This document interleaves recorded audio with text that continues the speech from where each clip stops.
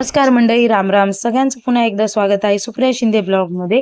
तर आज तुम्हाला मी घडवणार आहे गंगाखेड देवदर्शन. तर हे आहे गंगाखेड मधलं संत जनाबाई मंदिर. तर संत जनाबाईचा जन्म हा गंगाखेड मध्ये झालेला आहे. तर गंगाखेडला संताची भूमी असे म्हणून ओळखले जाते. तर ही आहे संत जनाबाईचं मंदिर. तर आम्ही इकडे आलतो दर्शन. त्याचबरोबर इथं विठ्ठल रुक्मिणीची मूर्ती सुद्धा आहे. तर गावातलं खूप जुनं मंदिर आहे संत जनाबाईचं.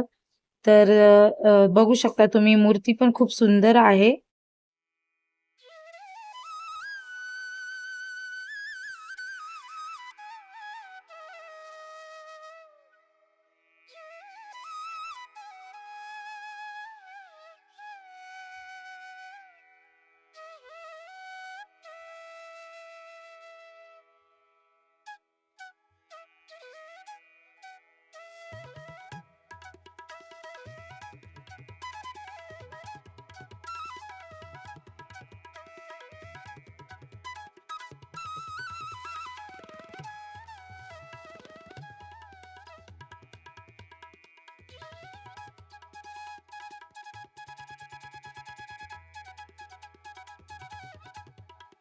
त्यानंतर इथं आहे समाधी.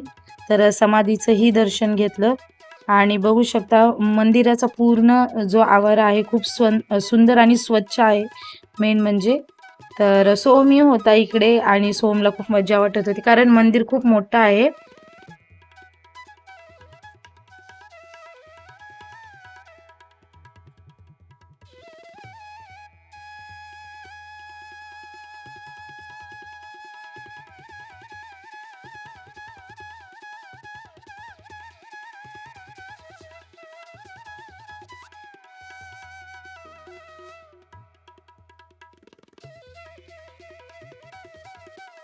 दर्शन झाल्याच्या नंतर ना थोड्या वेळ आम्ही मंदिरामध्ये बसलो आणि हे आहेत ज्यामध्ये की संत जनाबाईची पालखी निघते. त्याच्यानंतर ना गोदावरी नदीचं दर्शन करण्याकरता नदीकडे गेलो. म्हणजे गंगाखेडमध्ये गोदावरी नदीला गंगा अशी म्हणतात. तर गावाचं नाव त्याच्यामुळं गंगाखेड असं पडलेलं आहे. त्याच नंतर लगेच तिथे थोडंसं पुढे गेले की अंधारा महादेवाचं मंदिर आहे. खूप सुंदर अशी महादेवाची पिंड आहे आणि तिथे दर्शन घेतलं. मी, सोहम आणि काकू वगैरे सोबत होते, आई वगैरे सोबत होती.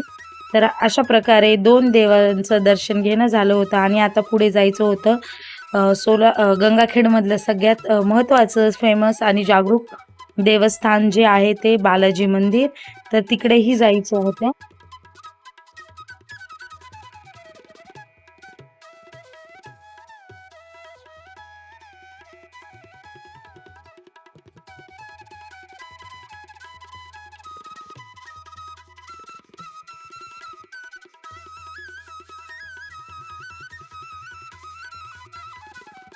आता आलो मेन मंदिराकडे, म्हणजे बालाजी मंदिराकडे आलेलो आहोत. बघू शकतात. तर बालाजी मंदिरामध्ये गोविंदराजा आणि बालाजी असे 2 देवता आहे. आधी गोविंदराजाचं दर्शन घ्यावं लागतं, त्यानंतर ना बालाजीचं दर्शन घ्यावं लागतं. ज्यावेळेस दसरा असतो तर दसऱ्याच्या वेळेस खूप छान आणि खूप मोठा उत्सव इथं भरला जातो. खूप छान अशी पेंटिंग बघू शकता तुम्ही गोविंदराजा आणि बालाजीची केलेली आहे.